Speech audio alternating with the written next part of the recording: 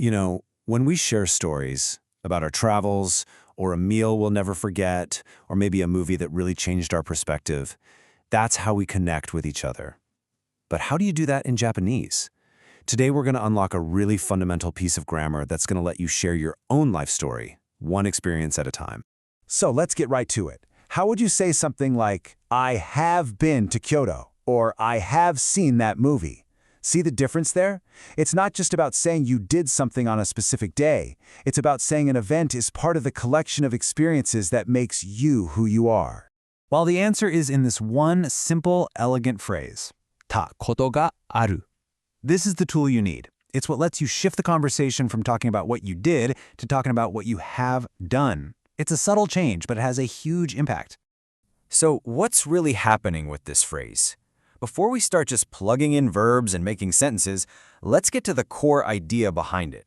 Because once you understand this, everything else just kind of clicks into place.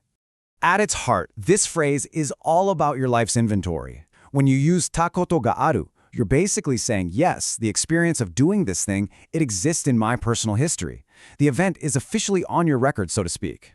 And this is probably the most crucial distinction to make. This grammar is for your life's photo album, not your calendar. It's for saying, I have the experience of climbing that mountain and adding that picture to your collection. It is absolutely not for pinning that photo to a specific date, like, I climbed that mountain last year. The focus is entirely on the what, not the when. All right, so we know what it means. Now, how do we actually build it?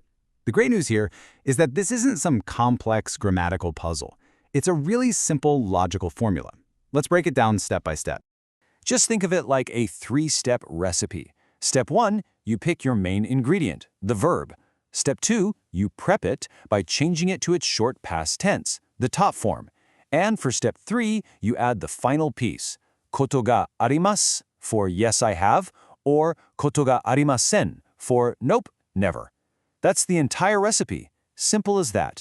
The formula itself is pretty straightforward, but seeing it work in real sentences is what makes it stick. So let's take a look at a few examples to see how this actually plays out in a conversation. Here's a classic one. The verb to climb is toburu, noboru. In its past form, that becomes nobotta, nobotta. You just tack on our phrase, and you get watashi wa Fuji o nobotta koto ga arimasu.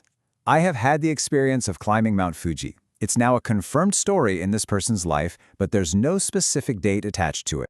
Now, let's look at the negative. The verb to make is tsukuru, tsukuru, which becomes tsukutta, tsukutta in the past.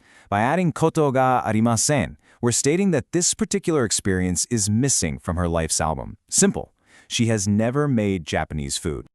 And of course, you don't just want to talk about your own experiences. You'll want to ask about other people's. Here, the verb to go, iku, becomes itta. By adding that question particle ka to arimasu, you're essentially asking to see their photo album. You're asking, does the experience of Taro going abroad exist?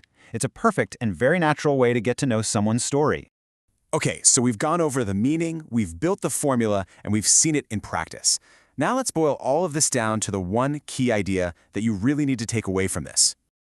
If you remember just one thing today, let it be this. This grammar, taことがある, is your key to talking about your story. It's not for talking about your schedule or your calendar. It's for sharing the experiences you have collected over time. It is all about the existence of that memory. So I'll leave you with a question that uses the very grammar we've been exploring. あなたは日本へ行ったことがありますか? Have you ever been to Japan? Think about it for a second. Whether your answer is yes or no, you now have the perfect tool to share that piece of your story. So go on. What experiences are you ready to share?